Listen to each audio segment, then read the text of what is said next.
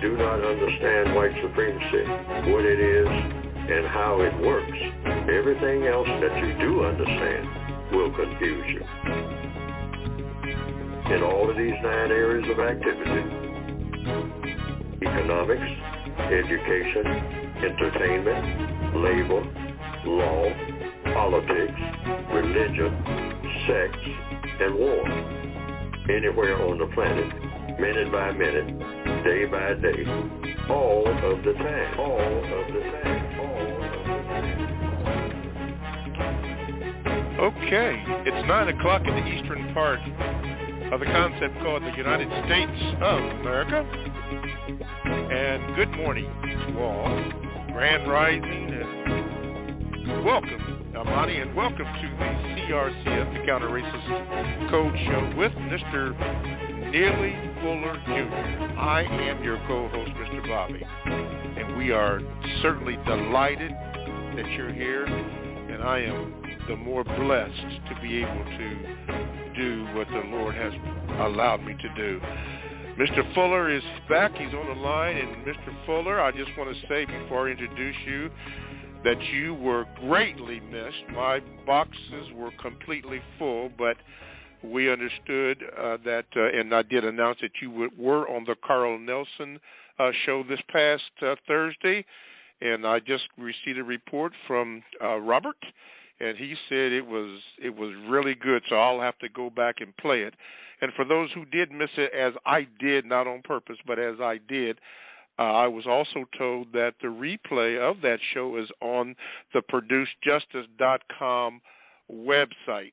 So after this program, I intend to go and hear Mr. Fuller's interview because I like to hear Mr. Fuller myself. I'm a student myself. But with that being done, welcome to today's show. Yes, and Mr. Fuller is here. So let me start off by saying good morning, Mr. Fuller. Good morning, sir. All right, Mr. Fuller is here. That is a pleasant voice to hear. Okay, the contact number to get in contact with the show is simply, and you know this, but we have new people all the time. Here's the number, 516-453-9921. Thank you to Swal and Emery Lumumba who have joined the conversation. They're in the chat room. Yes, and when you do call that number, please, ma'am, sir, be sure if you want to speak with Mr. Fuller to press the number 1 button, and you will get in line, and I will, at the point of time, cue you in. When I cue you in, you can be heard unless something happens. Okay, let's see here. Okay, I think that's all I have to do right now. Oh, yes, by the way, when you do call that number, please, ma'am, please, sir, please give the call screener your name so that I can introduce you or give you the proper introduction, and I think that'll be okay. All righty, on with today's show. Mr. Fuller, I'm going to start you off with a VGQ. This is from Nawab. He says this, Mr. Fuller, I want to address your take on reparations for the June the 29th show. Let me tell you where quality black people stand on this issue. It starts with $15 to $20 trillion dollar check, but it doesn't end there. It starts with the check, and then it goes into other aspects of compensatory justice. Just because if every other non-white and so-called Jew can cut a check that sustains them into perpetuity, then so the hell should we, and even more so. Nobody's concerned with how they use that money, only when it comes to us. Mr. Fuller, you speak of your fear of what would happen if we were to get the money. Well, don't, Mr. Fuller, because those Negroes who'd go out and spend it all up and give it back to the white supremacists who'd go out and drink, smoke, party, and shoot it up are useless anyway. We don't need them. Let them sink. However, people such as myself, Mr. Bob, and you, most of your regular listeners, contributors, would take that money and put it to constructive use. We'd buy land, open schools, open bookstores, print 1 million or more copies of the code book and get it wider distribution across the planet so that your message, Mr. Fuller, could get out there more and so it can become part of a curriculum.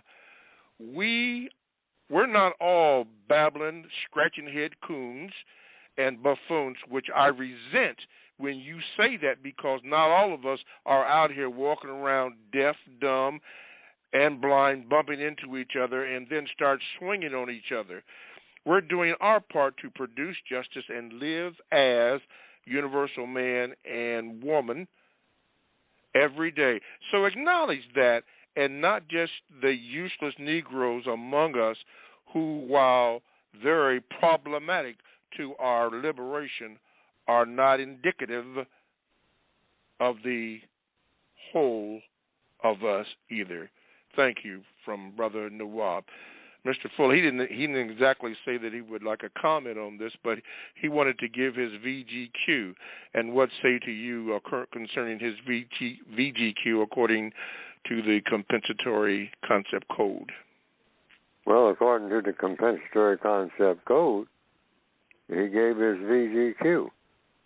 So I'm duty bound, according to the code, to just make one remark and never deviate from the remark, the compensatory counter-racist remark, and that is when somebody uses VGQ, I'm duty bound just to say he said what he said. In the case of a female, it would be she said what she said. And that's it. Okay. I can't say anything else. That's what VGQ was invented for. So everybody should consider what they heard just now and use it for whatever they think may be of some constructive value according to their own judgment. That's what victims guaranteed qualification. Everybody is guaranteed the qualification who is a victim of racism. That's what VGQ means.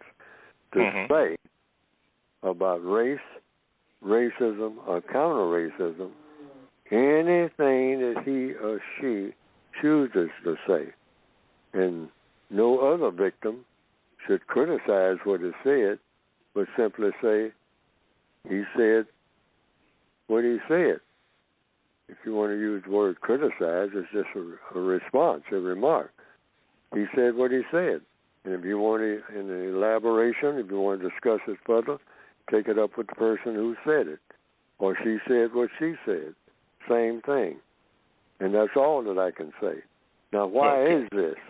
It's to keep people from arguing about our plight, because no one has come up with a solution yet. No one has solved the race problem, white or non-white. It's a long-running problem. I call it the longest journey. The longest journey. Okay. All righty. Thank you, Nawab. Moving on. This comes from T. Step, says this. Hello, Mr. Bobby. Please ask Mr. Fuller the following.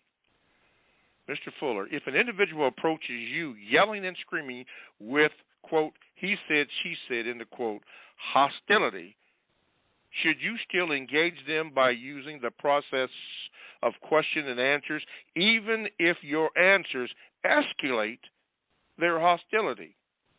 I have been in situations in which individuals became more hostile with the more questions I ask. If I should not engage them with the process of questions and answers in this type of hostile scenario, what is the best code to utilize? Thank you, T-Step. Still, it's always questions and answers. It never leaves the format according to compensatory counter-racist logic of questions and answers. There's no way to leave it. So your next question, if a person is hostile, then you will ask the person, do you want me to continue asking you questions? Or do you want me to discontinue asking you questions? That's your question at that point, when the person is reacting to your questions with hostility. And then the person might say, I don't know, I'm just giving a hypothetical here, I don't want you to ask me no more questions. I mean, you asking me a bunch of stupid questions. I mean, everything about you is stupid, blah, blah, blah, blah, So the person now is responding and telling you no more questions. So you don't ask any more questions. See, in other words, conversation is ended. Keep it in the conversational mode. Counter-racist science is not about having arguments.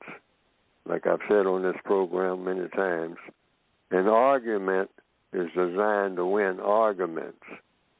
A conversation is designed to solve problems. So you're not solving a problem by escalating an argument. And once the hostility sets in, that's an argument. Mm-hmm. Not supposed to be any hostility, talking about a problem that has not been solved by anybody. So if you're talking about race, racism, or counter-racism, nobody has solved the problem. So everything that anybody says should be considered as maybe part of the solution to the problem. Mm-hmm. All right. All right. Thank you, T-Step, for your call, or rather for your letter.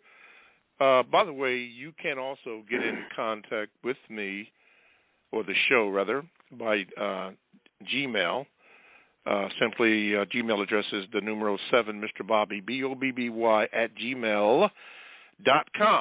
Now, I'm not going to promise you that I will get to your Gmail today because, as you know, we weren't on last week, so you know what happened. My box is full, so I'm doing the best that I can to read as many as I can in the proper order. But you can also go in the chat room, and occasionally I will read the chats, but every now and then I will call the name just says Transcendent, just joined. The brother, I believe, from England or the UK, JJ Killer, just joined. Produce, Be Good 1 joined.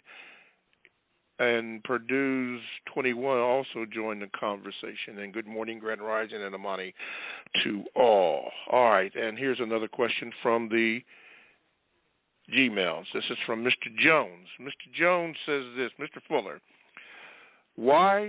he asks us, why do some black people pretend that the white supremacist attacks against us are isolated incidents? And why does it seem that when I talk to some black people about these things, it feels like I'm speaking an alien language? Thank you. Because if you just said it. If you're saying something different from what they've heard before, then they're telling you that you're saying something different from what they've heard before.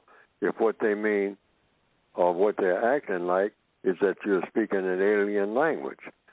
Well, everything is alien until it's not alien. And so everything is strange. You come into the world. The world is strange. When babies come into the world, everything in the world is strange. And so we never leave being babies. I mean, because this is a strange universe. I mean, strange meaning we don't know everything that we should know. So that's strange. So when people speak in a way that you haven't heard people speak before, this is true of when you learn anything. You're hearing things that you never heard before. And so if you get confused, which is your first reaction, when you hear anything you've never heard before, your first reaction is probably confusion. So then, what's the antidote for confusion? More questions and answers. Because every problem that has ever been solved in the known universe by anybody, anywhere, including not just people, but among creatures, elephants, giraffes, squirrels. They ask questions. They come into the world. Every creature comes into the world asking questions and getting answers, because questions and answers is the format, the only format for solving problems. Question, answer. Question, answer. Question, answer. Because there's no such thing as a question without an answer. It's just a matter of finding out what the answer is. Mm-hmm. It'll always start off mostly with, I don't know. That's the first answer. So now you got to have a question of, how can I find out? And that's the process. Very simple. Oh. All righty.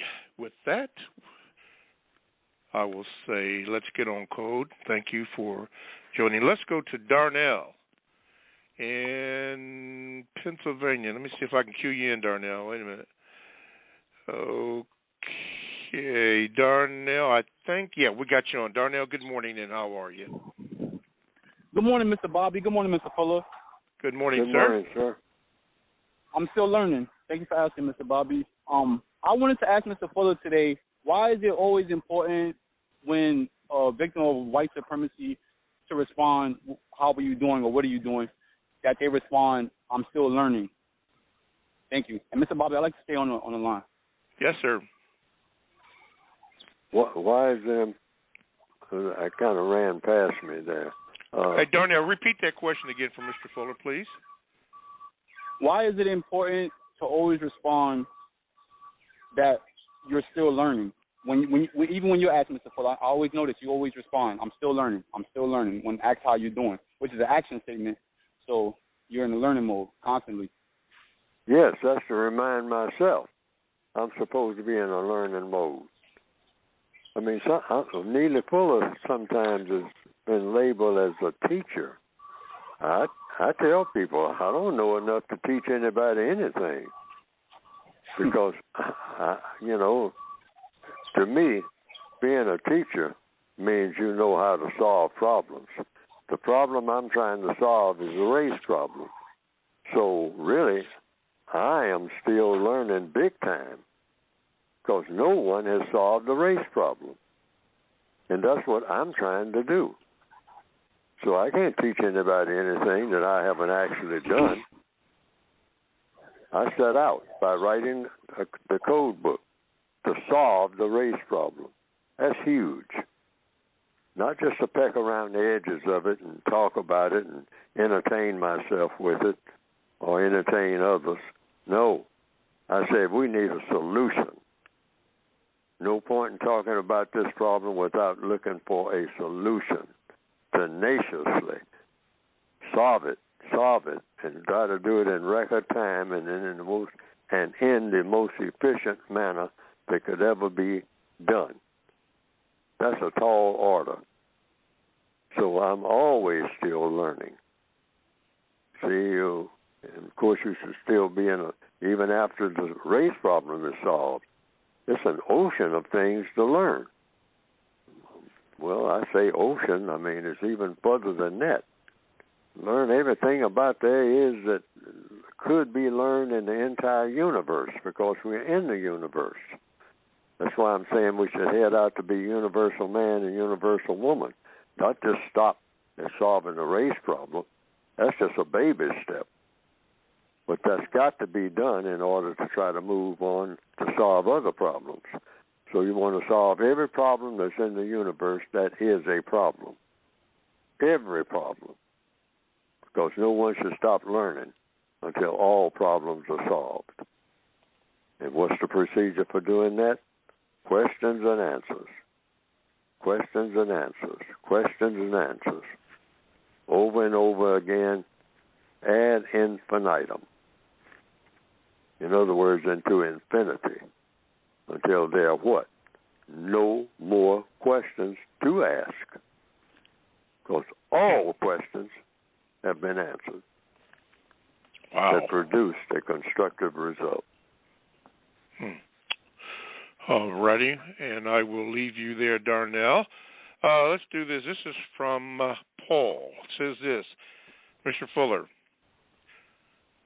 Male victims are to be promoted to mate with non-female victims, according to you on page 414 of the Revised Expanded Edition, third paragraph from the top. Wait a minute, let me get mine out here. Okay, page 414. 414. That's what he said, 414, third paragraph from the top. Okay.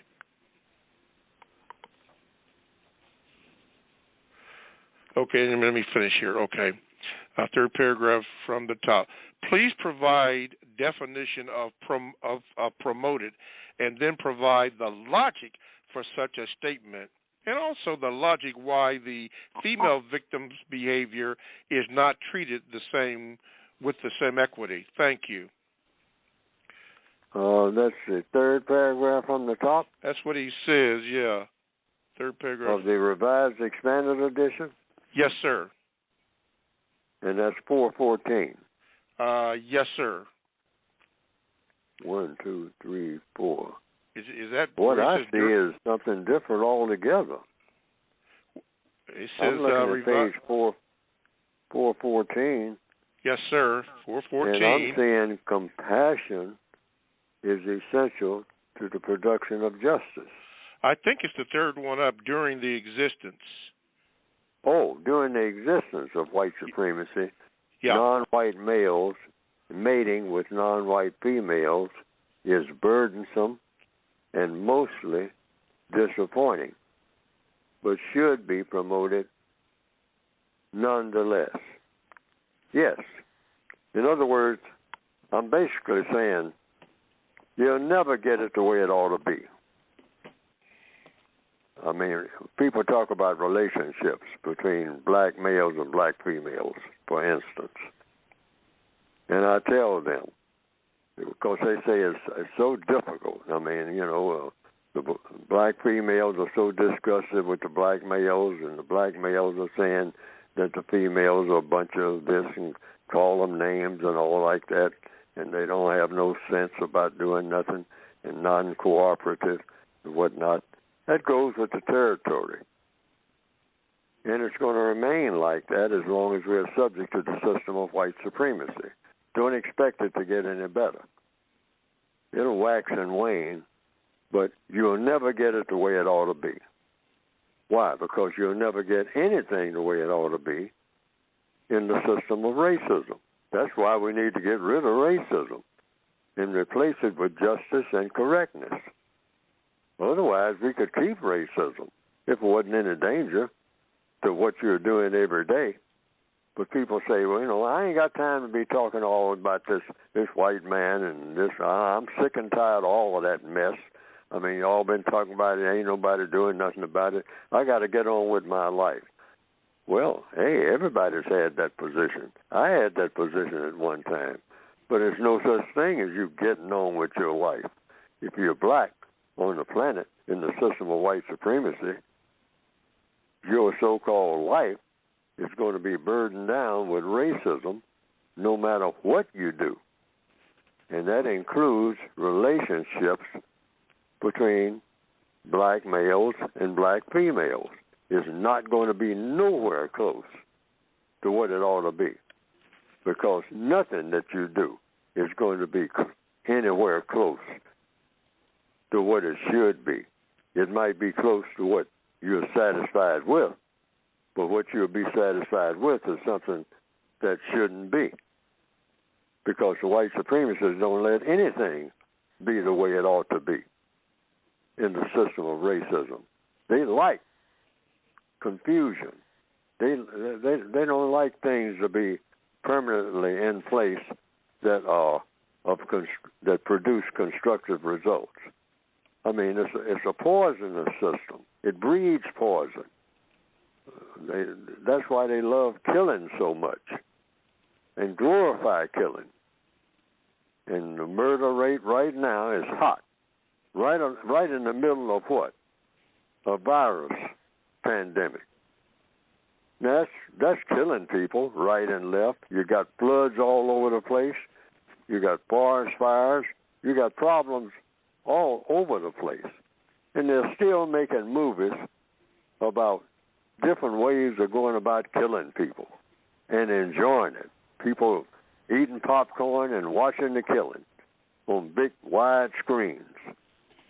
And the more technical we become, the more we learn about how to do things in a technical way, how to improve comfort and whatnot.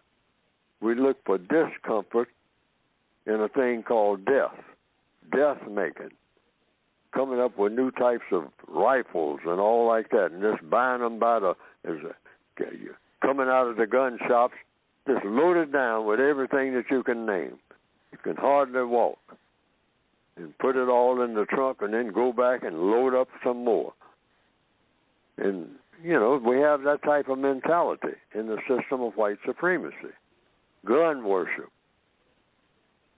Looking at the copper bullets and whatnot, it looks like, it's like toys. I mean, it's gold. Just looking at them and put that round in a chamber and watch it go off. Then you have a 4th of July where you shoot fireworks all over the place like we just had. Yes. 4th of July should be one of the quietest days of the year. And everybody should be contemplating how to improve interaction between people on the 4th of July. It should be so quiet you'd think that there was nobody on the planet. Because everybody's being so thoughtful, trying to figure out how you can improve things, not blow up things, put somebody's eye out. Okay. Tell you what we're going to do, because he has another part of that question. After the break, I'm going to ask the second part of that question that you may respond to that, and then I'm going to go to Marcus and Dollar Bill. That's going to be after you answer that question and after the break. For those of you who are tuned in, you are listening to the Counter Racist Code Show with Mr. Neely Fuller Jr. I am your co-host, Mr. Bobby. Now, you can join the conversation by dialing 516-453-9921 and make sure that you press the number 1 button and you will get in line. And when your time comes, you will be heard. Oh, yes. When I cue you in, you will and can be heard, and then you can address your question to Mr. Fuller. I would ask, please, ma'am, please, sir, that you don't ask a long question or be brief so that Mr. Fuller can properly address your question with clarity and you can get the satisfaction answer. If you have a VGQ, please make it short so that we can expedite the show. Thank you for that. Now, you can also Gmail me at the numero 7, Mr. Bobby, BOBBY, @gmail.com. I will not promise you that it will be read because we do have a tremendous backlog of Gmails, but I will do my best trying to improve to get the Gmails read in a timely fashion. So you send it in, and it may not be read on today's program, but at some point it will be read, and then I will also inform you when it will be read, the date and the time that Mr. Fuller is actually addressing that. Okay, with that being said, and by the way, all the information that is contained in this program, for clarity and for the latest updates, you can go to producejustice.com, which you will hear throughout this program. In about 15 to 20 minutes, Mr. Fuller will talk about how you can get the book that this information is coming from, the code book, as some of us refer to it. We'll have some more information on that at producejustice.com. And for those of you and me, and I'm including myself, that missed Mr. Fuller on last week's program on the Carl Nelson Show, I understand that it is up on producejustice.com, and my intention is to listen to it after today's show. But if you missed it as I did, you can also picked that up, and I understand from our producers that, put it this way, it was off the chain. So it was very, very good. So I'm really anxious to hear that. But that's the latest information from there. So let me go ahead on. Okay, Mr. Fuller, going back to Paul's last part of that question, that you answered the first part. The second part was about, it says this, also, what is the logic behind the female victim's behavior is not treated with the same equity as the male in that situation, Mr. Fuller? Well, the logic is the black female, being female, has carried the biggest burden because she was, she's always been right out in front, simply because the black male has always hidden behind the black female skirt, okay? Because the white supremacists kind of set it up that way. The white supremacists will talk to the black female because he'll get in bed with her, the male ones, and the females of what you might call the gay persuasion, the white females. And they usually, will cut the black female a little bit of slack when it comes to just sitting down talking. They don't want to talk to black males about anything at all, except to tell them what to do, and then get out of my face, and that's about it. Because it's a little hostile, a little bit more hostility. But they'll kind of joke around with the black females because they're females, and particularly white males, and a growing number of white females the same way. So they will. This is why in the northwestern hemisphere you see a whole lot of black females who are getting greater and greater positions. Mm-hmm.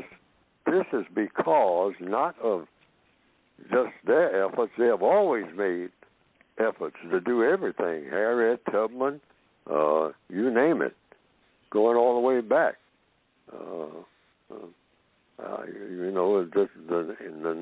The name list is endless, and this goes on and on and on. Daisy Bates, Fannie Lou Hamer, you name it. Yes, black females being the ones who are out there, but it's because the white people, generally speaking, would rather talk to the black female than talk to the black male about anything.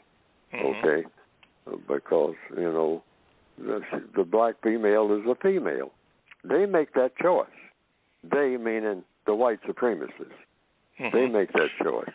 Okay. So that's why that is, and that brings about hostility, greater hostility between black males and black females, because the black male is always saying, "I'm the one in charge. How come you ain't talking to me?" It's because we're all prisoners of war if you're black. And the prison masters decide who's going to do the talking when it comes to anybody, black, whether you can say anything or not. They make that decision because they already have all of the power, not some of it, all of it. All of it, yes, sir. Yes. Okay. Well, with that being said, and based on your logic, could it be suggested that has led to the effeminization, the pussification, or the emasculation of the black male? It absolutely has, and that's going to increase. So much so that the black male is embracing the giving up of his masculinity. The black male wants to be a female because it's easier. A little bit easier, not really, it seems to be easier. It's not really easier. It just appears to be. So the black male says, well, they don't lynch as many black females. They lynch some of them for talking back and acting ugly. But even back in the day, open-air lynchings were mostly the black male. The black male being a threat. Mostly to whom? The white female. the white woman. That comes up in the white supremacist's mind and says, oh, no, hang him up there and strip him. Don't just hang him up there on that tree. Strip him of his clothing. And then do what? Cut his genitalia off his genitals. Mm-hmm. So what they're doing now, they're doing this mentally. Catch them early. Steer them over here to this priest or whatnot, so that they get a little orientation about sexuality, all right? And then they grow up wanting to be females because they say, hey, it looks like the females getting some breaks. They get to be, politicians. They get the better jobs.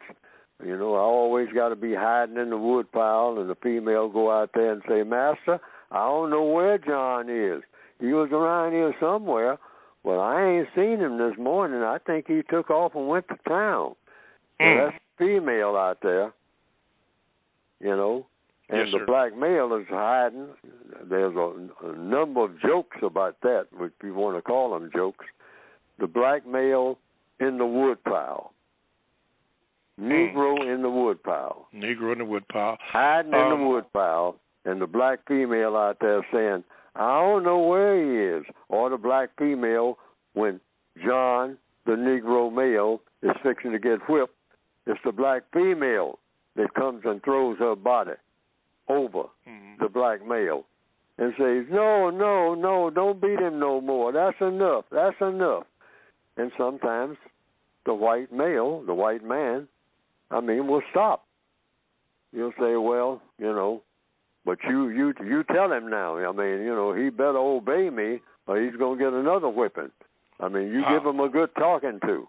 Mm-hmm. I'm going to talk to him, Master. I'm going to talk to him. I told him not to keep talking back to you. I told him what would happen and whatnot. And so just don't beat him no more. Just don't beat him no more. Just don't beat him no more. Just don't beat him. And then the black male goes down to the log cabin, and when she nurses him back to health, now he wants to beat her. Okay. So and the black male ain't stopped doing that.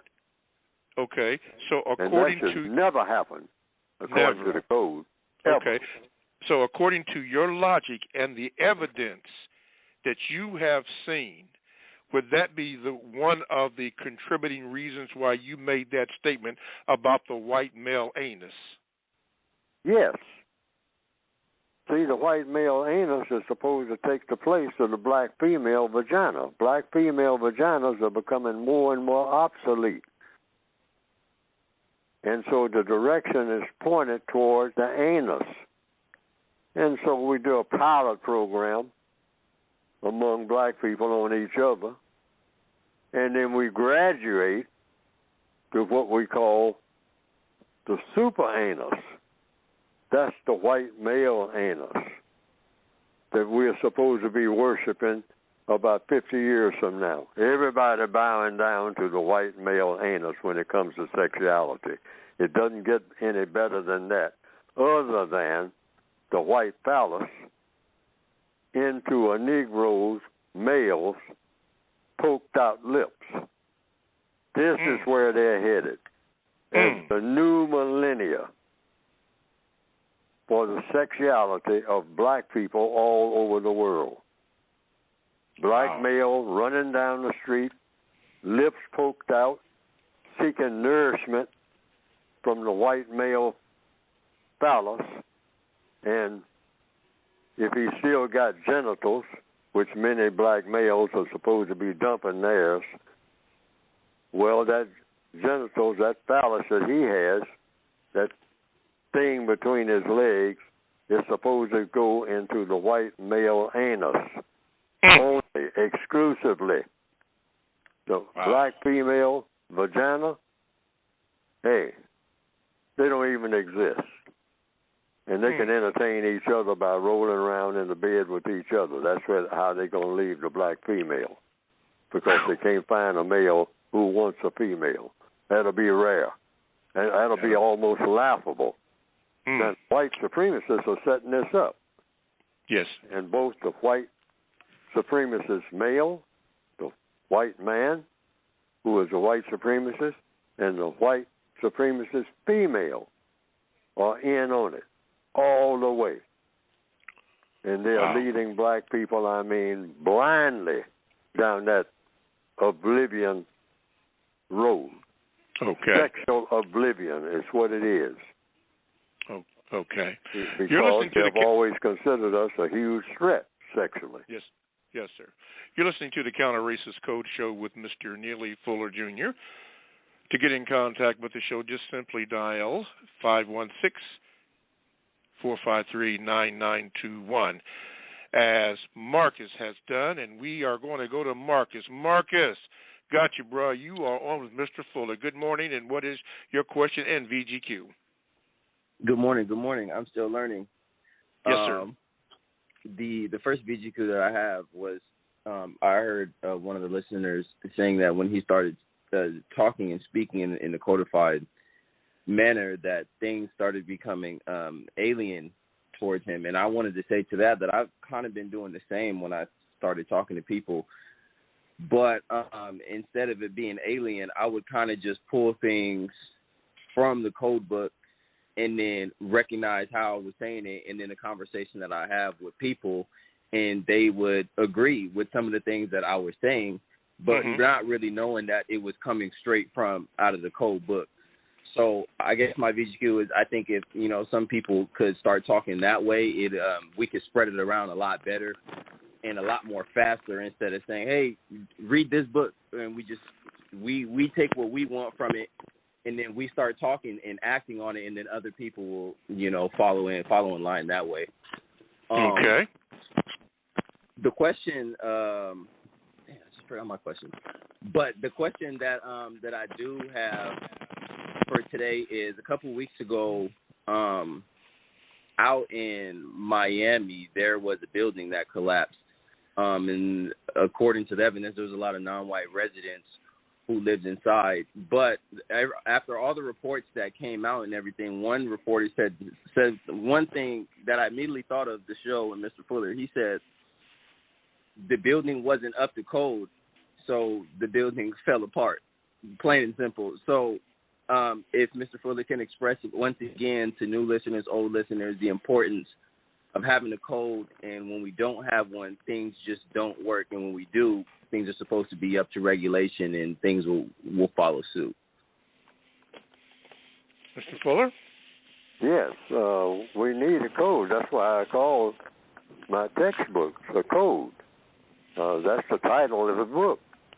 After you get past the United Independent Compensatory Code System concept, even I use the word code in the second title, because I have 3 titles on the cover of the book, the Revised Expanded 2016 edition.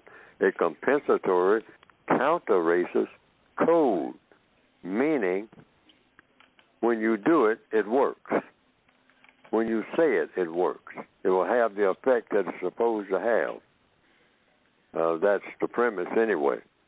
But the only way to find that out is to actually use it. That's why it's called a textbook workbook for thought, speech, and action for victims of white supremacy. And we're assuming that all black people on planet Earth here in the year 2021, in the month of July, are directly or indirectly subject to the power of those white people. I'm not talking about all white people, those white people who believe in and practice the system of white supremacy. They are the most powerful, the smartest people ever having appeared on this planet up to now. Now, a lot of people have a problem with that thing of being smart. That came up many times. It comes up. And it's a legitimate question. All questions are legit. All right? Are they the smartest? Some people say that, well, they're not smart, they're just cunning. Well, what does cunning mean? But smart means you're able to do what you want to do, and when you do things that you shouldn't be doing, nobody's smart enough to stop you. That's what smart is. able to do anything you want to do, and someone who has a problem with what you want to do and what you are doing, you are smart enough to do it, and they are not smart enough to stop you. That makes you smarter than the person who's trying to stop you. That's just universal law. It doesn't say that you're a good person. It just says that you're able to do what you want to do, and the other person who wants to stop you from doing it doesn't know how. And when you don't know how to do something, it means you're not smart. Not as smart as the person that knows how to do what they want to do. But you are not smart enough to do what you want to do. So therefore, that person is smarter than you. Now, that's a very simple formula, and that is the truth, because everything in codification is about starting with the truth. And just because it hurts, it's supposed to hurt, because when something hurts, it means you are supposed to find out why you have that hurt. And the cure for being hurt by ignorance is what? Getting information, which anybody can do if they try it, which everybody should be doing and trying to what? Always learn. Mm-hmm. I start off the programs by saying what? I'm still learning. Still learning. Man, I mean, I got to learn about every speck of dust that's floating around on the other side of the universe. Mm-hmm. That's what Neely Fuller has to learn. So, boy, do I have a lot to learn. We have been trained, we meaning the black people who are subject to the system of white supremacy, we have been trained just to learn how to be ghetto smart. Just smart in prison. Prison smart. That's what ghetto smart is. Being smart enough, to manipulate yourself or move around in a prison. Like in the movie Shawshank Redemption, they kept saying, I function very well in the prison, but outside, Red, Brooks, all the characters in the movie, that's why I say you can study that movie and learn something. When they got out of prison, like Red said when he was in, he said, you depend on those walls. And when you get out, you're just like a baby being born all over again. When you've been in there a long time, 30, 40, and 50 years, like Brooks, mm-hmm. Brooks couldn't even take it, so he committed suicide. But Red said, well, hey, I got a white man looking out for me, and that played by Tim Robbins. So, hey, I ain't going to do nothing to get back in. I'm just going to follow Tim, because Tim uses his mind, and he was using his mind even while he was locked up. He was using his mind to go beyond the walls. Okay? Lessons. Learn lessons from everything, including movies. Yes. Okay. Thank you, Marcus, for your question and your VGQ. And you know the rule. Don't be a stranger. Thank you, my brother. Okay. We're going to give some holler, and we're going to go up to New York, where Dollar Bill is in. Dollar Bill, let me holler at you. Go ahead, brother. We finally got you in here. Go ahead. Speak your mind. See if we can get you in here. Dollar Bill? Okay. There you go. My bad. Yeah, that wasn't you. That was me. I didn't press the right button. Go ahead, sir. I was talking to myself, Mr. Bobby, Mr. Fuller. Good morning, gentlemen. Good morning. Good morning, sir. I just want to say, yes, I did miss you last week, Mr. Fuller, for not being on, but I did listen to that recast or repost of the one that you did before, and it was excellent. I mean, it was good to hear it again. So I wanted to say, Mr. Bobby, that was a beautiful one you picked to redo last week. Actually, I didn't do. I think the producer did, but thank you. That one was really, really informative. Okay. Thank you. Mm-hmm. Thank you, Mr. Fuller. Okay, so let me get right to it. I just wanted to. I'm going to economics, and I wanted to ask a question in reference to page 62 in the original version. It's page 62. 62. Okay. In the original book? Yes, sir. 62. 62, okay. And I'm going what to the do we top have here? Okay. So you want to read the first paragraph, Mr. Fuller? Oh, which one do you? Okay. Well, we're talking about economics, and it says reasons explanation. First paragraph. In a socio-material system dominated by white supremacists, white people are the greatest producers of money. That's what you're talking about? Yes, sir. Yes, sir. If you can finish that paragraph. Yes. White people in the system of white supremacy are the greatest producers of money. And white people are the masters of money. They are the only people who have enough money to lend, and white people are can better afford to take chances by making loans. Mm-hmm. Many white people can afford to take losses on loans made to non-white people, whereas non-white people can least afford to take losses on loans made to each other. Now, this is important. Why? Because, and this is why the code says it's better to give than to loan if you're a non-white person. If you're a black person, somebody wants to borrow some money from you, because it makes a lot of bad blood when we start doing that borrowing from each other, because we will not pay each other, okay? We'll pay white people. We won't pay each other, because if we don't pay white people, we're going to be hurting worse. But when we don't pay each other, we just dodge each other and dodge payment. So it's better for black people to loan money, or rather to give money to each other, rather than to loan it. It's just set up that way, because we don't have control of money. We're not the masters of money. Mm-hmm. The white supremacists are the masters of money in the system of white supremacy. They are the masters of all the money on the planet. Nobody is in charge of any money that's worth anything. People are trying to come up with, I don't know what all this cryptocurrency and whatnot is about, but you better believe if there's anything to it at all, the white supremacists are in charge of that too. Yes, sir. I don't care what black people come up with. You have so-called black countries that say they print their own money. They got their own presses, and they print their own currency, and they put pretty pictures on it, of themselves and whatnot. But none of it is worth anything unless the white supremacists say so. That's why they are the money masters. Why? Because they are the masters of people. People are money.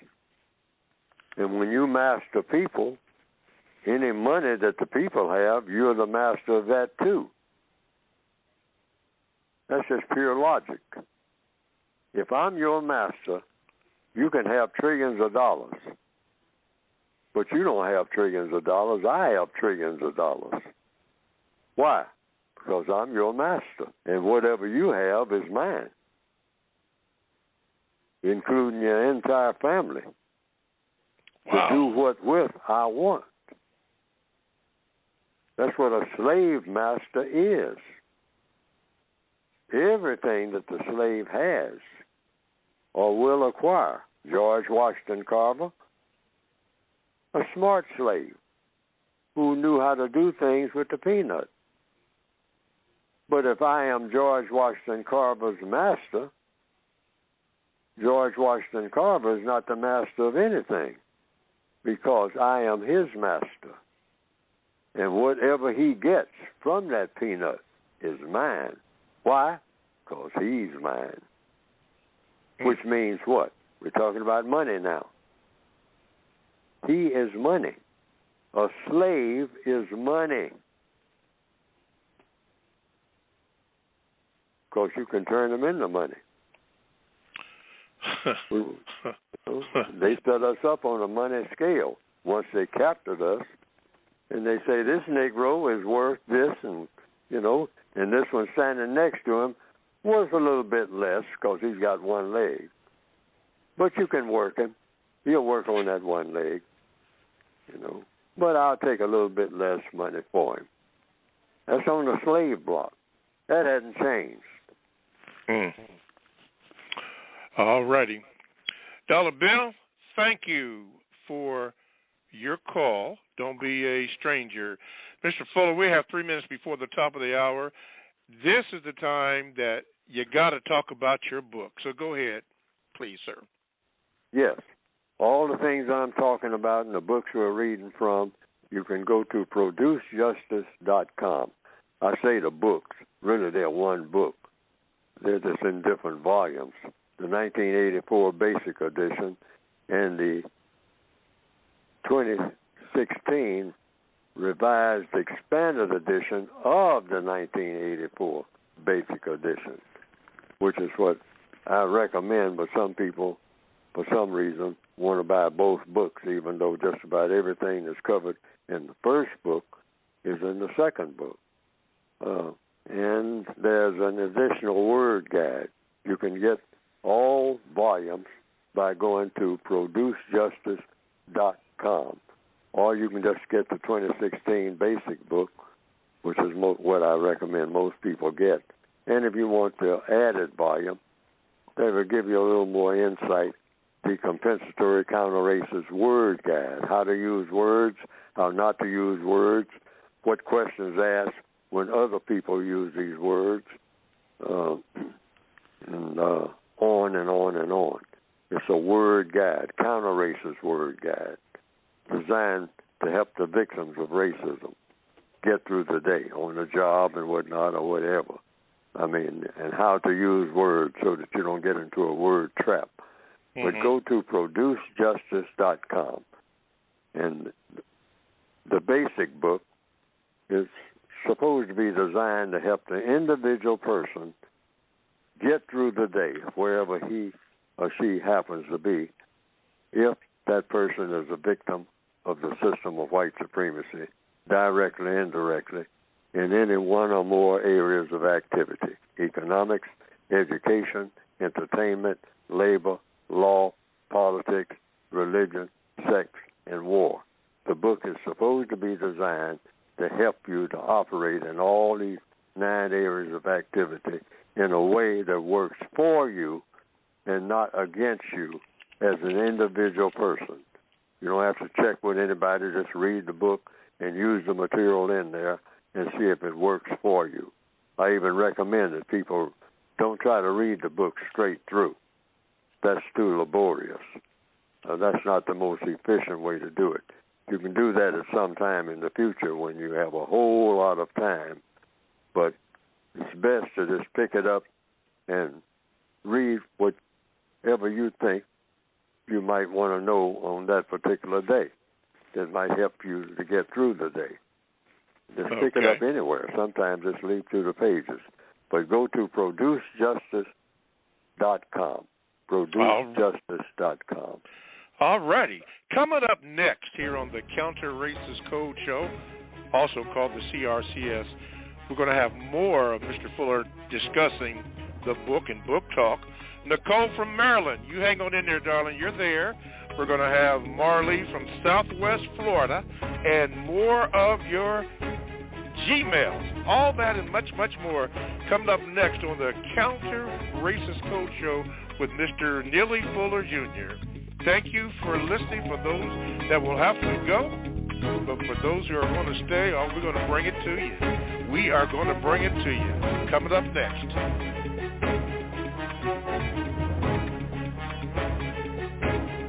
All righty. Welcome to the second hour of the Counter Racist Code Show with Mr. Neely Fuller Jr. I am your co-host, Mr. Bobby.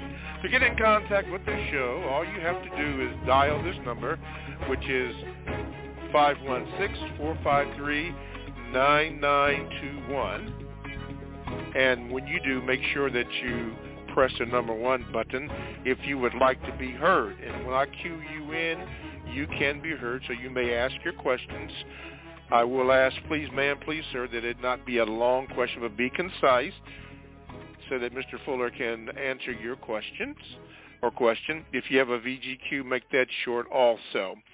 That would be really good. If you would like to stay on at the end of your question, then let me know so that I don't bump you off, which I may have done to somebody here. Didn't mean to, but may have done.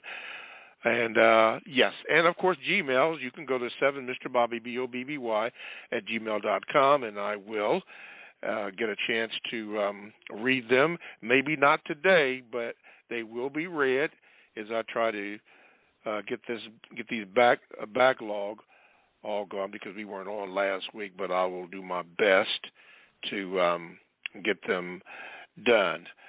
Okay, let's proceed with the show, and let's go to Barbara. Barbara, this is what I'm going to do. You have quite a few questions here, so what I'm going to do, Barbara, is read one or maybe two of your questions here and let Mr. Fuller answer. Since you had so many, I will not ask all of them during this particular broadcast, but I will get to them, and of course, I will let you know. So let's go here. You said on Tuesday, July the 6th, you were listening to the program, and you wrote that I started crying on Tuesday after listening to the show and continued through the weekend after learning of Dr. William Henry Cosby's release on Wednesday. The following are rhetorical questions. Mr. Fuller, why would a black man broadcast on public radio they have taken the jab? Why would a black man broadcast on public radio that they have taken what? The jab, J-A-B. Like the a boxing jab? Yes. Mm-hmm. I don't understand that question. What jab? What do you mean by jab? I guess we'd have to ask her. She wanted to know, because he made that statement, in your opinion, is he or are they being coerced to do so to help the narrative that has been presented before us? Well, I don't know. I don't even know what the subject is. What are we talking about here? Bill Cosby's release and him saying that he had taken the jab. He had taken the jab. Yeah. I don't know what that means. Okay. All right, I'll move on. Okay.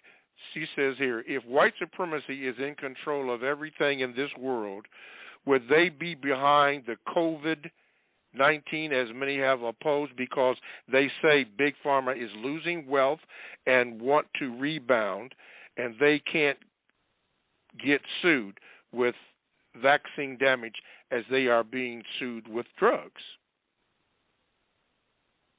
Well, according to the code, I'm just duty bound to say I don't know. Okay. I simply don't know. The white supremacists do what they please. We're in a prison. When I say we, I mean the black people of this planet. We're in a racial prison camp. So the prison masters call us all out, and say that we got a disease going around. And we're going to vaccinate everybody in the prison camp, but it's going to be on a volunteer basis. We're not going to coerce you. But it's a disease going around, and if you don't get the vaccination, you're going to die. And so suit yourself. Okay.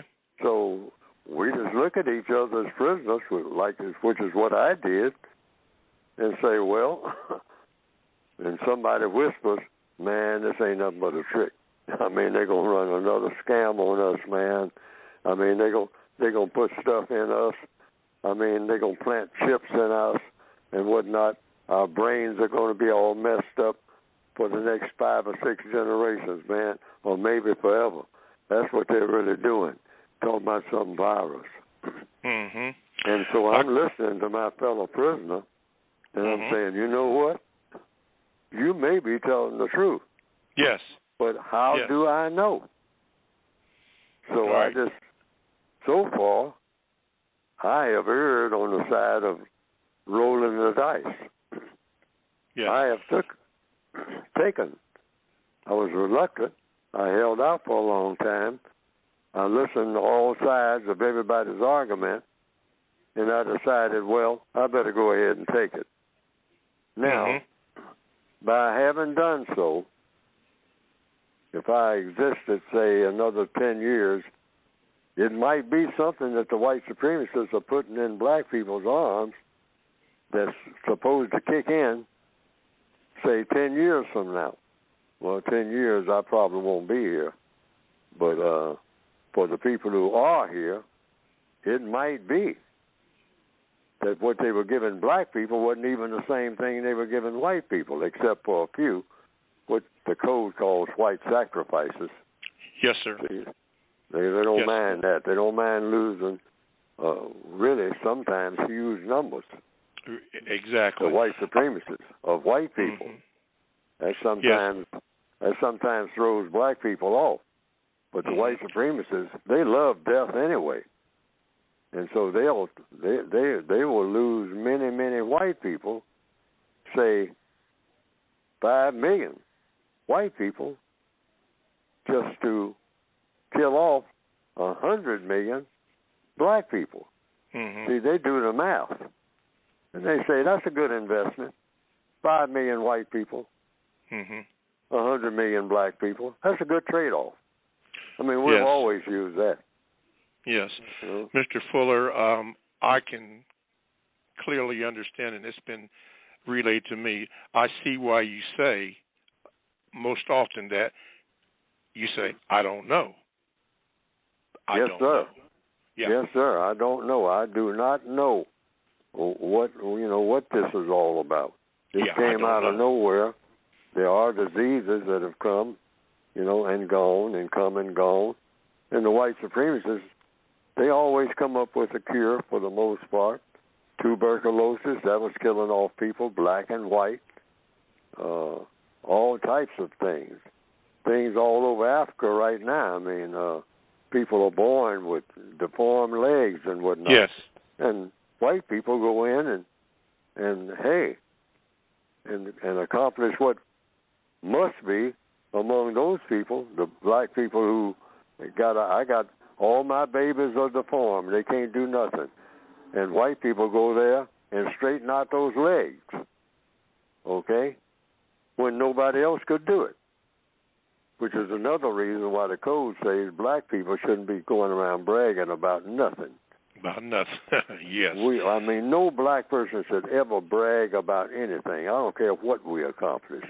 And definitely don't start talking about our ancestors and what they did and bragging about that. That even makes it worse because it shows us up as being real dunderheads now. To talk about how great our ancestors were, we don't even know what we're doing when we do that. So no black person should ever brag about anything. I don't care what it is we accomplish. Yes, sir. We're way behind in everything. Okay. Continuing on, she says, Mr. Fuller, if white supremacy has been killing its people since America's conception in the food we eat, water, diabetes, wars, and poverty, what makes you think they care if you get COVID? And when in history has the power of money shut down the whole world for a virus? Oh, well, like I said, the planet is being run by those white people. I'm going to emphasize again, I'm not talking about all white people. I don't know what the numbers are. But the white people who believe in white supremacy, according to all the evidence, are much smarter than the white people who don't believe in white supremacy. That's the evidence. Why? Where's the logic here? Because if the white people who didn't believe in white supremacy were smarter than the white people who do believe in white supremacy wouldn't exist. Think about that.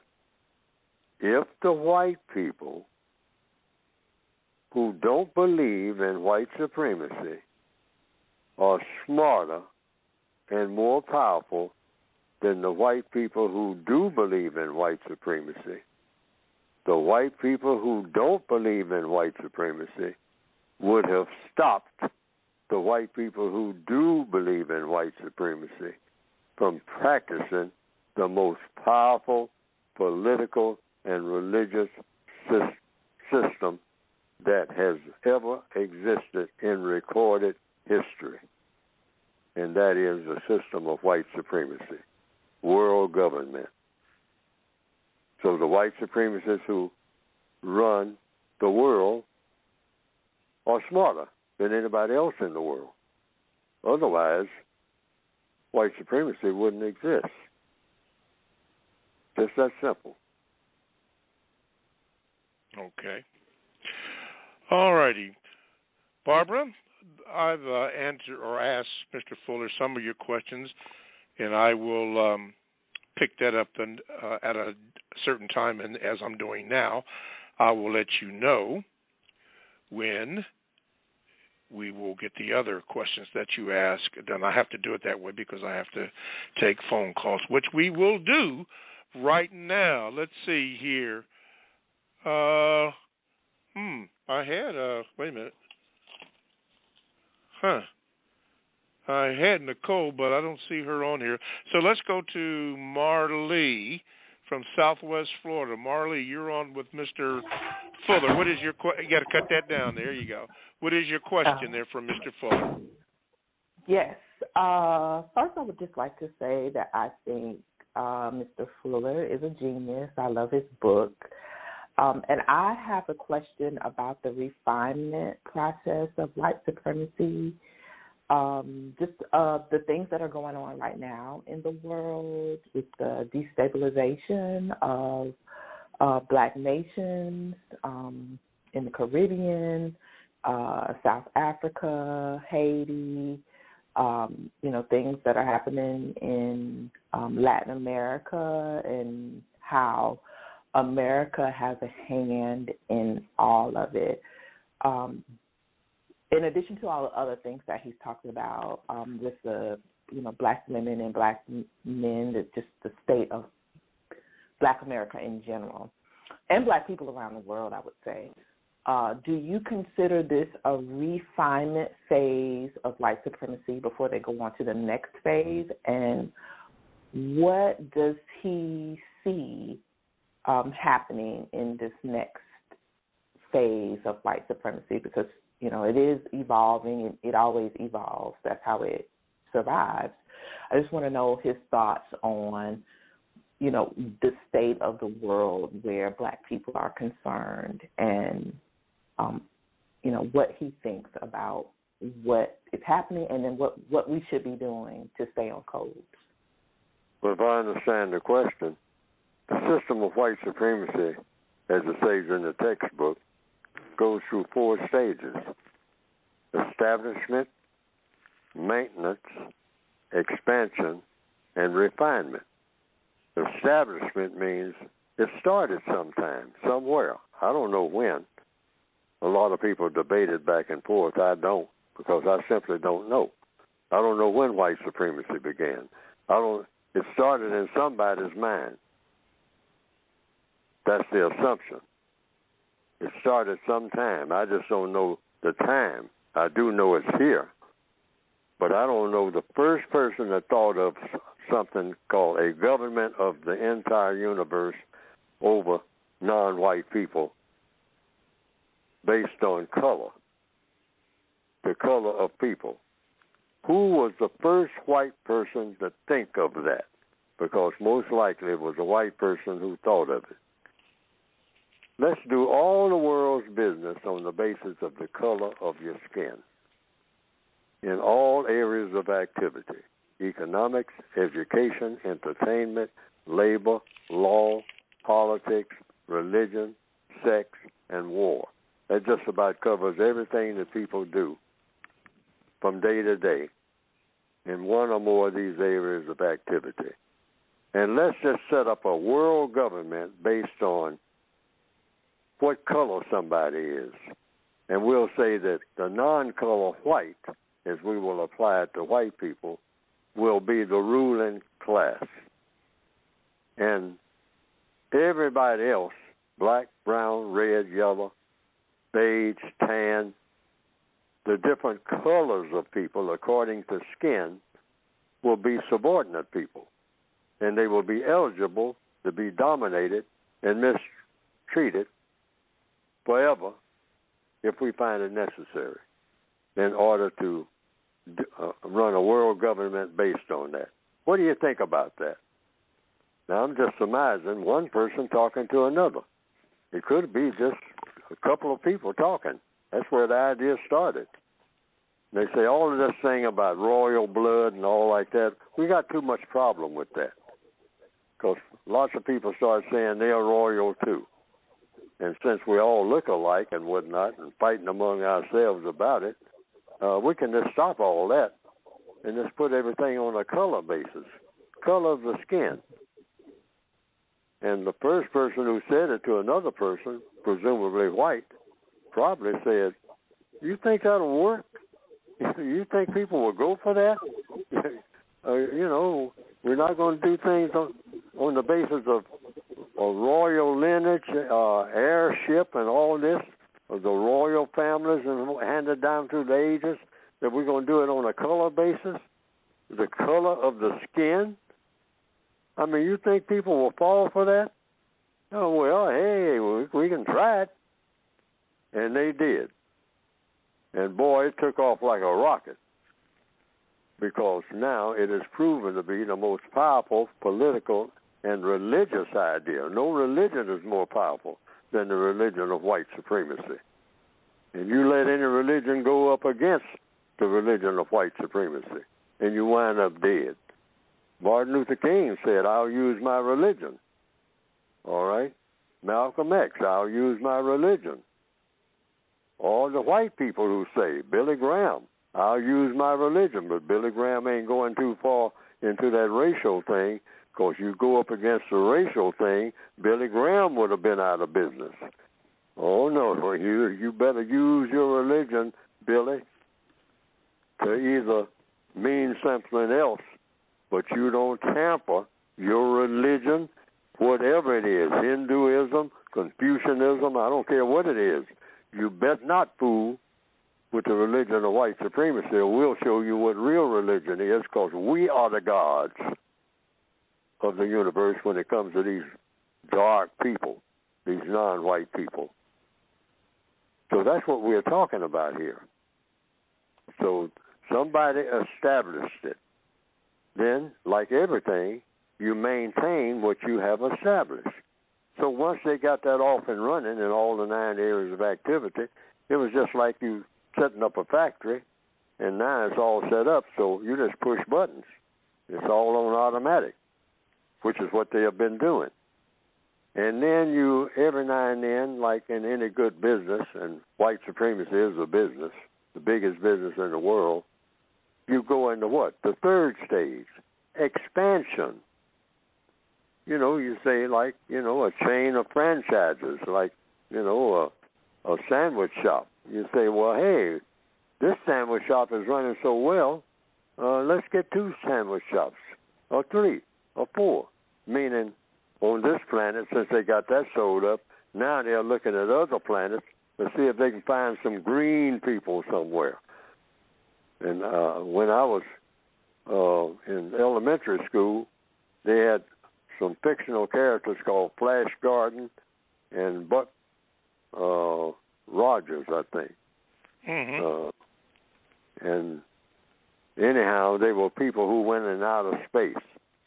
And in one episode, they were looking for what? Because they're just not looking for dead planets. Ultimately, they're looking for people. So they ran into some people called clay people. Now, clay is the color of the earth, you know. Clay has color. So these are the people they were going to do what with? Cooperate with? No, fight them. So the white supremacists, that's what they intend to do. That's why they have movies now that say they're going to do what? Have Star Wars. They haven't even discovered the people yet, but already talking about fighting them. They don't even know what kind of people they're going to be and all like that. They may be the most peaceful people and the most advanced people that you'll ever find anywhere. But the people here, the white supremacists, are talking about fighting them and haven't even seen them. But getting back to the point, that's expansion, you know, going in other places, see if you can find some green people or some purple people, some people of color to fight, okay? Keep the fight going.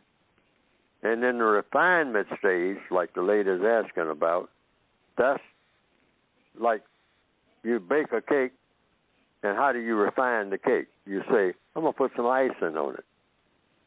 Some white icing, all right?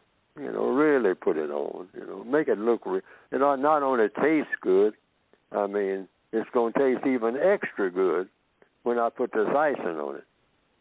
It's going to be easier to digest, you know, and it's going to look good.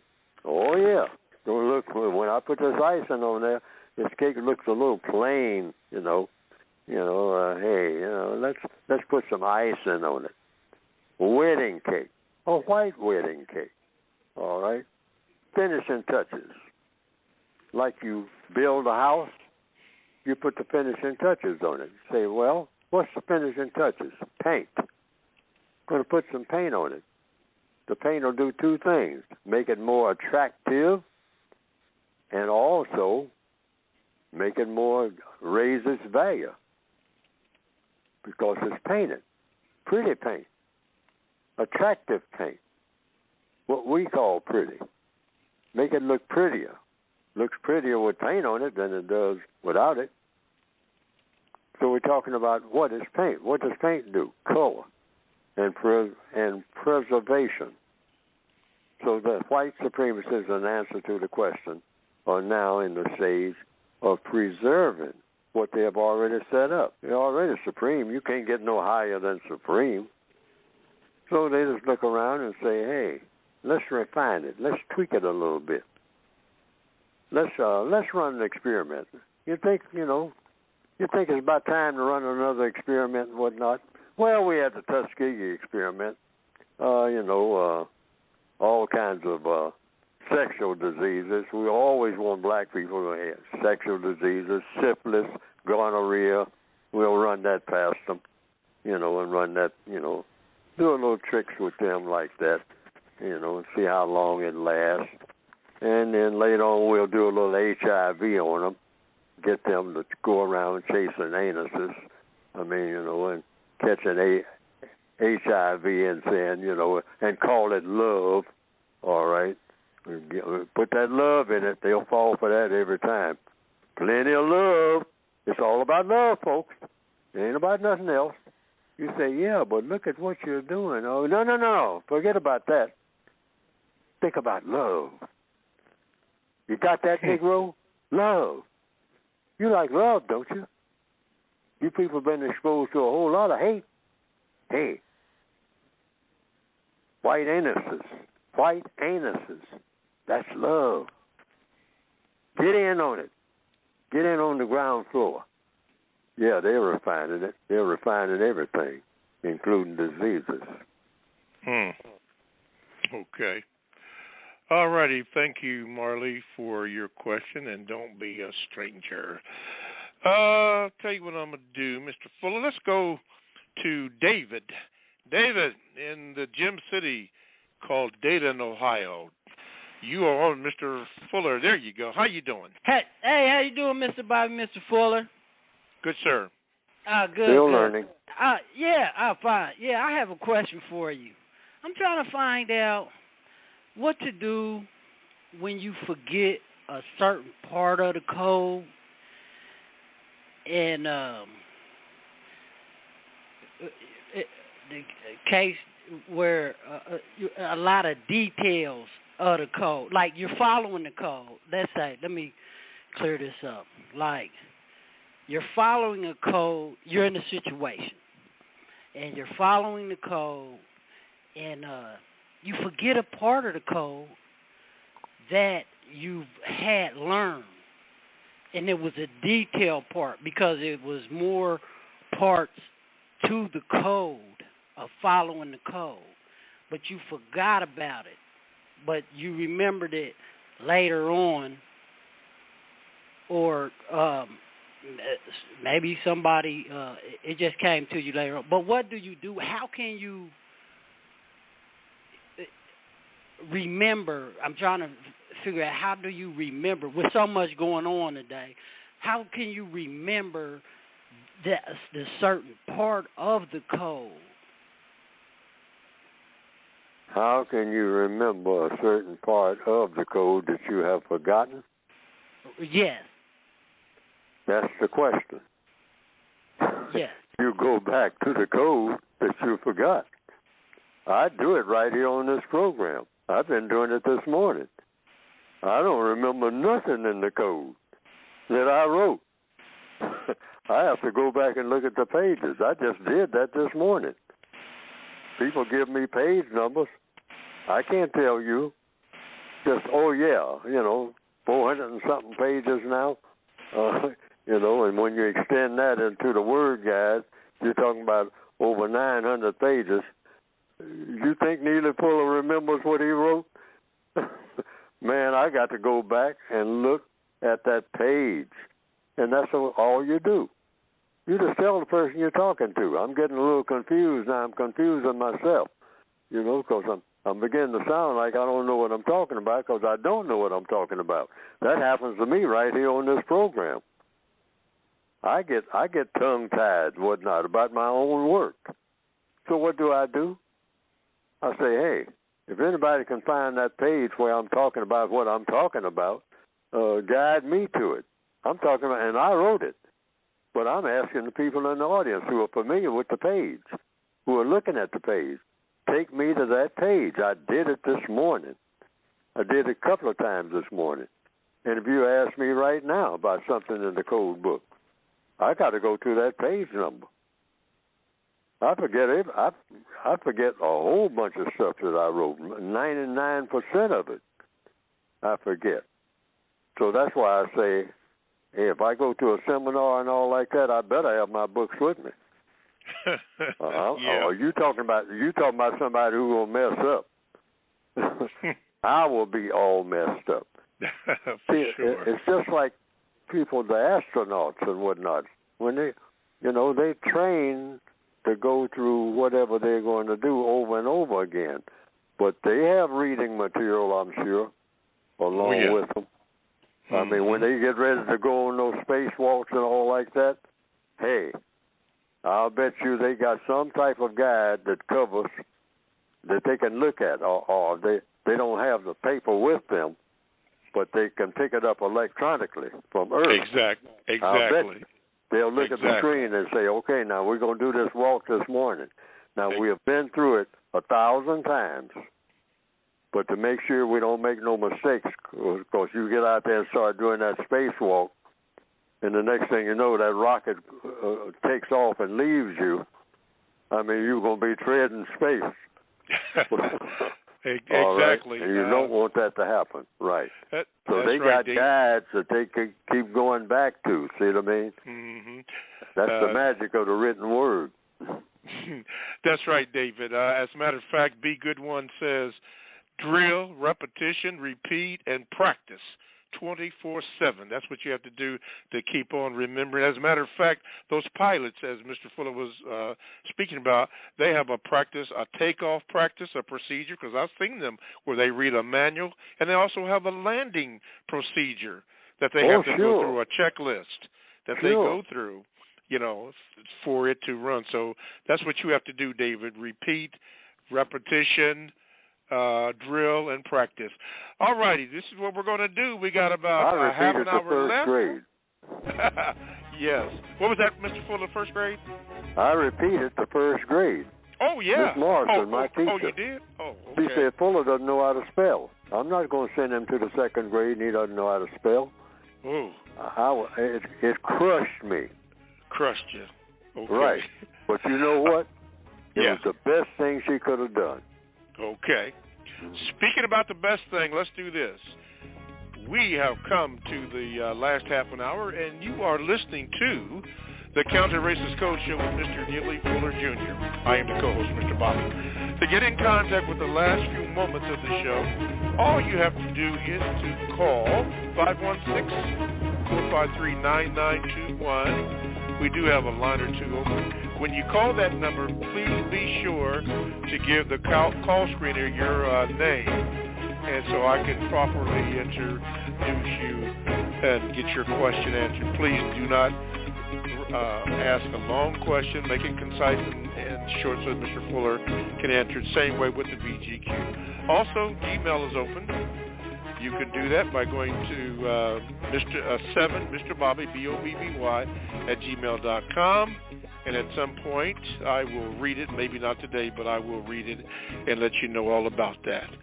Okay, and the chat room is open. It's been lively conversations in there today. People, Be Good One is in there, and Still Learning, Produce 21. Let's get on code. JJ from New England is still there. Yeah, and yes, Be Good One. And Transcendent is back. Okay, good. Okay, all that, and let's do this. Mr. Fuller will be speaking about his book in about 15 minutes. Make sure you get it and tell others. And I understand, Mr. Fuller, that there are ways that a book, certain kind of wording that you can say to your librarian or whatever to make sure that the book is in there. I forgot what the wording was. Somebody in our broadcast, I think it was, it might have been 2 weeks ago, that said that they went around the usual way instead of asking, did they have the book? And some response was given that your book was classified as something. I forgot what it was.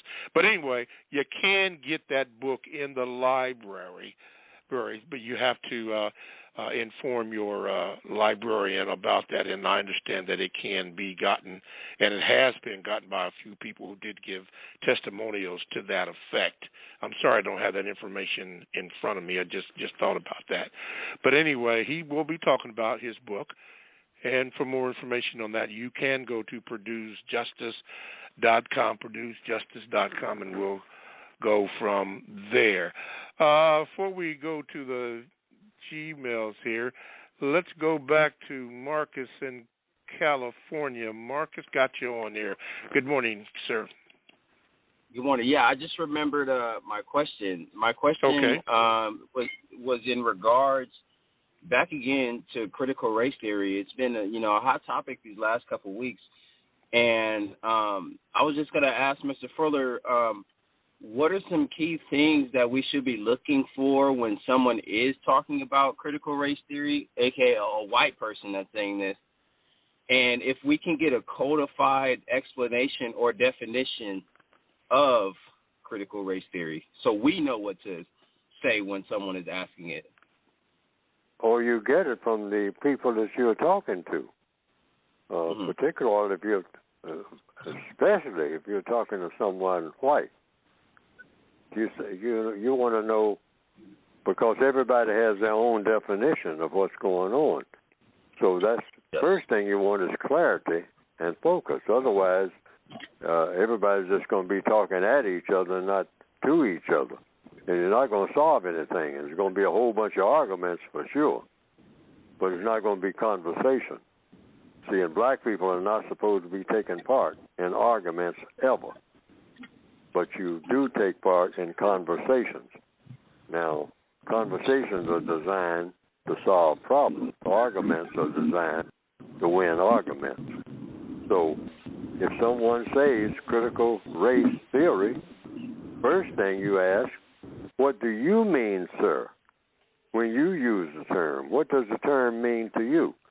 Not what it means to the person who first coined it, when the person who invented the term.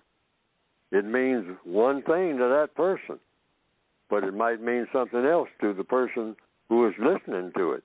They interpret it a different way. People have a different way to responding to the same words sometimes, all too often, really. So you get a lot that's lost in translation. So you don't want to be lost into one argument after another, because that just one argument just leads to another argument, that leads to another argument, that leads to another argument, and then that's not problem solving at all. Conversations lead to problem solving, which means you have to have the clarity. So my response to compensatory codified response to the whole talk about critical race theory, I just offered a textbook for victims of white supremacy. Critical race theory is a theory. Neely Fuller has the United Independent Compensatory Code System concept. That's a concept. Now, a concept is also a theory. Just another way of saying theory. It could be the United Independent Compensatory Code System theory.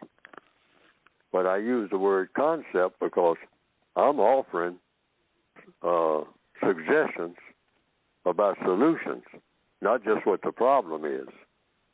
But the first procedure, in answer to the caller's question, I made some notes the other day to myself here. The way I would proceed if I was talking to a white person is simply just, first of all, just ask questions. Like, that's the compensatory concept, is questions and answers. I would say, and I would just ask, wouldn't even use the term critical race theory, because I don't use that term, and I wouldn't use it because I don't know what it is. That's something that somebody else came up with, and they explained it. So I've heard. I haven't even read the definition or anything from the originator. I've heard it read, but I don't remember it, and I don't have it recorded. But my response to it is the compensatory code. Now, the code requires me, when I'm interacting with white people, to just simply ask. Page 171, 172, paraphrasing. What do you want to do about the race problem? First question. Second question. Why do you want to do it? Whatever it is you want to do, sir, ma'am. And when you say want to do in regards to what? You're talking about all the 9 areas of activity. So be prepared for a long conversation. Or even if you have to continue it into months and years. I mean, hopefully it wouldn't take that long, because we're trying to wrap this thing up in record time. But what do you want to do? First of all, if you're going to talk to white people, find out what the white person wants to do. You already know what you might want to do, but they might not want to hear it from you about what you want. Most people are interested in what they want, not what the other person wants. So it's logical, if you're going to have a conversation, you find out what the other person wants and what the other person doesn't want. Okay? What do you want, sir? And what do you want to do? And what are you definitely not going to do or don't want to do about what we're talking about? Mm-hmm. And then next is, why do you want to do it? Or why is it you don't want to do it? To stay in the question lane. Third question, how do you plan to do it? And then the fourth question, what do you expect the constructive result to be? And you start off in the alphabetical order with the 9 areas of activity. That'll be the excellent way to start the conversation according to the code. And that is, what do you want to do, sir, ma'am, in the area of economics where black people are concerned? And what is it you just flat out ain't going to do? See, just get an understanding of where the person is coming from. Because what white people want, that's the way this thing is going to work anyway. Otherwise, it ain't going to work. Ain't even no point in having a conversation if you're not going to consider what they want. Because they're going to do what white people do. See, so you want to find out what they want to do and what they don't want to do. Through all the areas of activity, each one of them. And then you may have to go back and study what they have said.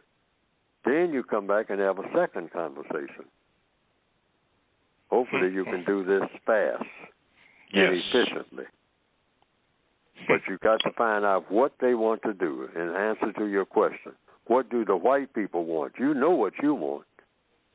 And if they ask you what you want, you tell them, be ready. Be ready to say what you want and what you don't want. In all areas of activity. You have to be ready. Okay. Okay, thank you, Marcus. Since you brought that up, or it was brought up, I want to say a special hello or acknowledgement to author Nicole Hannah-Jones. She wrote the 1619 Project, and out of that came up the critical race theory. I'm giving her a special shout-out today because she refused. She was usually given tenure at universities, and in particular North Carolina, the University of North Carolina, but there were some problems with that. You can read the article, what happened. But anyway, after all that rigmarole and people seemed to be protesting, she, after it finally was offered to her, she refused their offer for tenure, and now she is going to go to the university not too far from you, Mr. Fuller, Howard University. So shout out to her. I like what you said about that, Mr. Fuller, about, sum it all up. Just tell the truth. Just tell the truth. That's all. Just tell the truth, and you'll be done with it. So that's all you got to do. Just tell the truth. Okay, let me see here. I got Willie and Swab before I go to Mr. Fuller. So, Willie, I'm not going to call you Slick, Willie, but you're in Charlotte, North Carolina. The shout-out is to you, and you are on if it would stop buffering. Okay, gotcha. Go ahead, Willie. Okay, Mr. Bobby, good morning. Good morning, Mr. Fuller. Good morning, sir. Good morning. Mr. Fuller, 2 weeks ago, you used a metaphor saying that whenever we get the ball, we should really try to score a slam dunk, put the ball in the goal immediately, no setting up, no rehearsal and all that.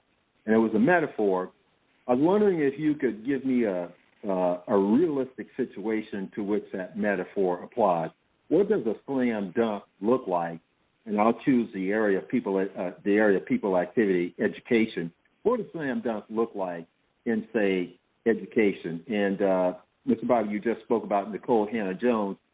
So, for example, would the elegant way in which she declined the offer, she didn't ridicule them and so forth and complimented them, the elegant way that she declined the offer and went to Howard, a black institution, would that be a slam dunk? Can you give me a concrete example of what a great success looks like in solving the race problem? And as they say, hypothetically, I'm picking the field of education. Okay. And I'll stay on the air. Yes, sir. Okay. I just simply say codify everything. In other words, be ready with, and how do you codify? Questions and answers. Try to come up with the best possible question that you can ask in any situation. Out of all the questions, a person might say, well, this situation calls for maybe about the answers to 45 questions. Well, first of all, try to come up with the best way to ask a question. Mm-hmm. The best way. I struggle with that. I mean, big time. The best way to ask a question. That's why recently I point to one of my best ones, and that is page 171, 172 of the Revised Expanded Edition, dealing with wants. Simply because I took into consideration everybody wants something. Every creature, all day long, you want something. Babies come into the world wanting something. That's why they're crying out. They want something. And what they want is nourishment, because that's where they were getting before they exited or made an entrance into the world. They were getting nourishment. And so they weren't crying out, then, because they were getting their nourishment automatically. But once they breathed in air, they also became aware that they needed something else, even though they didn't know what the something else is.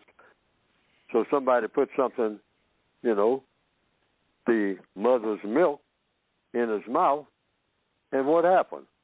Eureka. The baby had a want satisfied, and the baby became what? Quiet. So when you get your want satisfied, you become quieter. You don't make as much noise.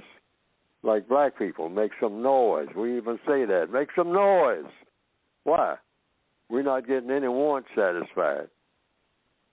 We want this. We want that. Why? We're short of everything that is of any value. So we're the big babies of the world, okay? Because we make a lot of noise. We talk loud. Ralph Wiley wrote a book called Why Black People Tend to Holler. I never read the book, but that immediately arrested my attention. Just the cover of the book and that title, Why Black People Tend to Shout. That was the name of the book by Ralph Wiley. Okay. Right. And because, I hear it and I know it. 3 o'clock in the morning right here in Washington. I hear some loud voices at 3 o'clock in the morning. Usually somebody black. I don't know if other people have noticed that or not, but usually it's somebody black, because you can recognize black voices most of the time. But if I hear somebody talking loud enough that behind walls I can hear them in my sleep, and I wake up, and I hear these loud voices, sure enough. And sometimes, just a few nights ago, I woke up. Same thing. They woke me up. And what were they doing? It wasn't an argument. They were just talking. Black people talking to each other, walking down the street about 3 o'clock in the morning. But they were both shouting. Hey, man, look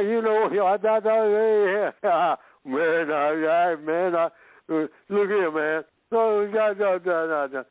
That's what I heard. Yes, sir. And I think a lot of people have had that experience. A lot of black people have actually done it. Caught myself doing it in the post office one day. Enough that other people started looking around at me, wondering if I was talking to them. And I said, Fuller, get a hold of yourself. You don't need to be talking that loud. Recently, I saw an advertisement where a white man on TV was asking a black guy something, say, hey, why are you shouting? I'm right up on you. And he said, this is what I do. Some people may have seen that ad. But black people have a tendency to talk loud. Why? Because babies talk loud. Babies talk loud. And why is it that they talk loud? Because they want something. Want something. Getting back to the core of what this question is about. Yes, sir. See, when you have great wants, you shout louder than anybody who doesn't have a great want. Somebody whose wants has been satisfied is a quieter person. Why? Because they already got what they want. Already got what they want. They don't need to put nobody on notice. Okay. Well, what was that song a little while ago, Mr. Fuller? Talking loud but saying nothing. Oh, well, black people have a tendency to do that because we don't know what to say. Don't know what to say. Okay. Right, we don't know what to say. Because this seems like everything we have said didn't do no good. So what do we do? We do the next best thing. We do this like babies. We talk louder. Talking loud. See, if babies don't get what they want, they cry louder, right? Okay. And then and then you mentioned the word, before I go to you, Swa, you mentioned the term exit and interest. The question came up, do they share a symbiotic relationship? In other words, you can't have one without the other. If you're exiting one thing, you're entering into another, or vice versa. Oh, sure.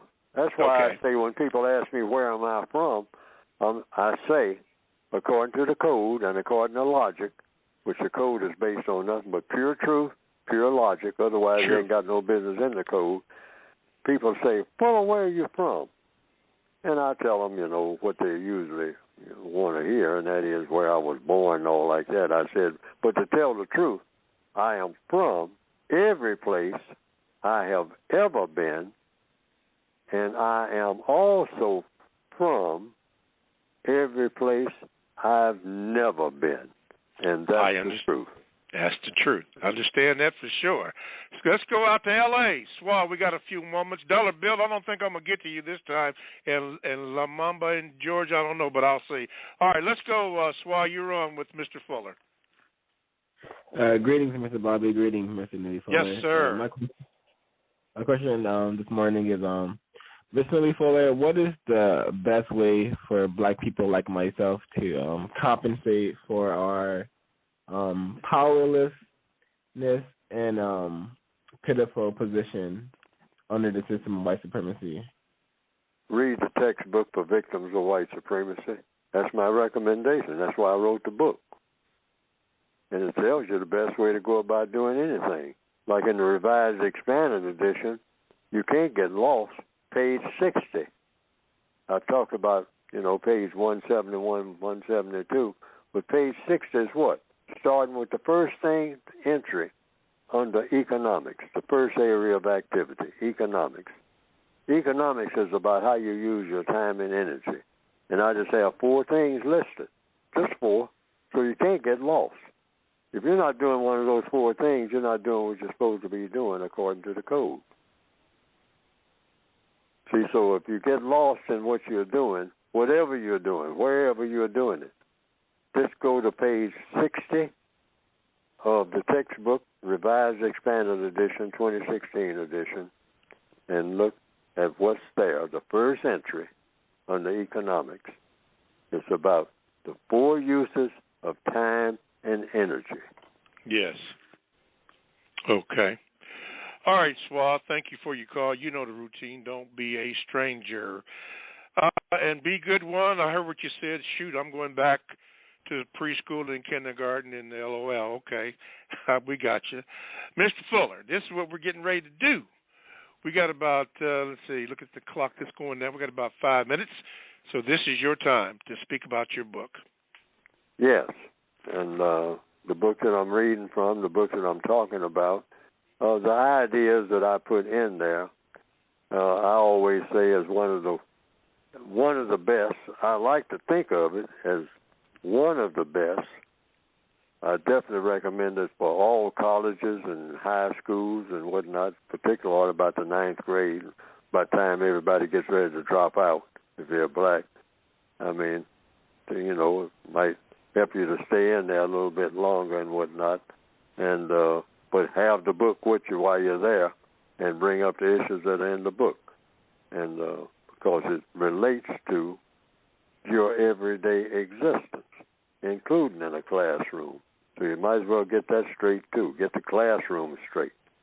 And get rid of a whole bunch of stuff that's being taught and replace it with something better that will help to do what? Solve problems. Because by the time you're in the 9th grade, you're keenly aware of the problems that you have, and you want to solve these problems. But maybe in the 9th grade, they're not teaching you nothing about how to solve your problem. And that's why a lot of people drop out. People don't drop out of something where you're solving their problems. So somebody needs to examine all the schools where people drop out for any reason, because people flock to places where you solve their problems. So the textbook for victims of white supremacy is about problem solving. Solving whose problems? Yours, whatever they are. What's the best way to go about doing everything? Because there's a best way in the universe, there's a best way to go about doing everything and a worse way. And hopefully what I've written in the textbook for victims of white supremacy is black people as individual persons, whatever their problems are every day, and we have a bunch of them. The textbook for victims of white supremacy is to help you to solve whatever that problem is on a daily basis. You can get it by going to producejustice.com, producejustice.com. And what will come up on, I repeated the same thing twice. That's all right. Yeah. Yes, but sometimes people can't even remember that. I might not, I might not even remember it sometimes. ProduceJustice.com. Okay. And what will come up on the screen is a brief description of what the textbooks are all about. And I'm going to try to put more information in if I can find the time, and that's one of the hardest things for me to do, is find the time and energy to do the things that need to be done, is fill up that website with more information. And there's go to producejustice.com for getting the books. That's my first recommendation. Okay. ProduceJustice.com. ProduceJustice.com. Okay, now, for those, we're getting ready to close it out here in just a few, but don't forget, as Mr. Fuller suggested, to make yourself a will. Doesn't have to be all that elaborate, but I think he said get some paper or whatever, write some stuff down. Wow, yes, for sure. I was intending to talk about that.